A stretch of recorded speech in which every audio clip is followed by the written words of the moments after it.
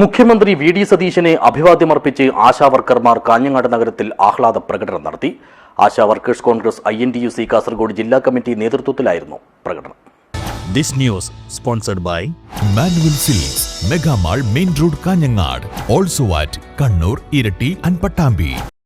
തൊഴിലാളികളുടെ അവകാശങ്ങൾ സംരക്ഷിക്കാൻ UDF സർക്കാർ പ്രതിജ്ഞാബദ്ധമാണെന്ന് ആദ്യ ക്യാബിനറ്റ് യോഗത്തിലൂടെ തെളിയിച്ച മുഖ്യമന്ത്രി വി ഡി സതീശന് അഭിവാദ്യം അർപ്പിച്ചുകൊണ്ടാണ് ആശാ വർക്കേഴ്സ് കോൺഗ്രസ് INTUC കാസർഗോഡ് ജില്ലാ കമ്മിറ്റി നേതൃത്വത്തിൽ കാഞ്ഞങ്ങാട് നഗരത്തിൽ ആഹ്ലാദ പ്രകടനം നടത്തിയത്.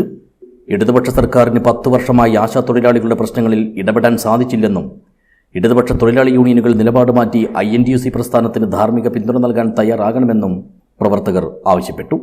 ഒരു സമരപരിപാടി പോലും നടത്താതെ തന്നെ ആശാ തൊഴിലാളികളുടെ പ്രശ്നം ഈ സർക്കാർ തിരിച്ചറിഞ്ഞിരിക്കുകയാണെന്നും പ്രകടനക്കാർ ചൂണ്ടിക്കാട്ടി. പ്രകടനത്തിന് ശേഷം ചേർന്ന പൊതുയോഗം INTUC കാസർഗോഡ് ജില്ലാ പ്രസിഡന്റ് PG ദേവ് ഉദ്ഘാടനം ചെയ്തു. നമ്മുടെ നാട്ടിൽ തെരഞ്ഞെടുപ്പ് കാലത്ത് ജനങ്ങളെ കബളിപ്പിക്കാൻ വേണ്ടി ഒരുപാട് വാഗ്ദാനങ്ങൾ കേട്ട് കബളിപ്പിക്കപ്പെട്ടവരാണ് നമ്മളൊക്കെ. ഞാനിപ്പോഴും ഓർക്കുന്നു, ഈ കേന്ദ്ര ഗവൺമെൻറ് കഴിഞ്ഞ ആദ്യ തെരഞ്ഞെടുപ്പ് കാലത്ത് നമ്മളോട് പറഞ്ഞത് അവർ ജയിച്ച 15 ലക്ഷം രൂപ നിങ്ങളുടെ അക്കൗണ്ടിലേക്ക് ഇടുമെന്നാണ്.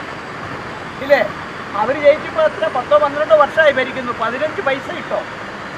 അപ്പോൾ അവിടെയാണ് നമ്മുടെ അന്നത്തെ പ്രതിപക്ഷ ഇന്നത്തെ മുഖ്യമന്ത്രിയുടെ പ്രഖ്യാപനത്തിൻ്റെ പ്രസക്തി. അദ്ദേഹം പറഞ്ഞു, നമ്മുടെ ഗവൺമെൻറ് UDF ഗവൺമെൻറ്, ഐക്യജനാധിപത്യ മുന്നണിയുടെ ഗവൺമെൻറ് അധികാരത്തിൽ വന്നാൽ ആദ്യത്തെ ക്യാബിനറ്റ് യോഗത്തിലെടുക്കും തീരുമാനം നിങ്ങളുടെ പ്രശ്നങ്ങൾ പരിഹരിക്കുന്നതാണ്. ചടങ്ങിൽ ആശാ വർക്കേഴ്സ് കോൺഗ്രസ് ജില്ലാ പ്രസിഡന്റ് സിന്ധു ബാബു അധ്യക്ഷയായി.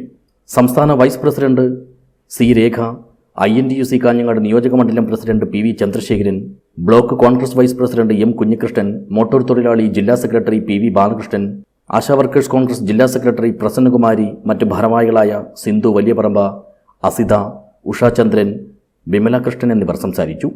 News bureau, Kanhangad.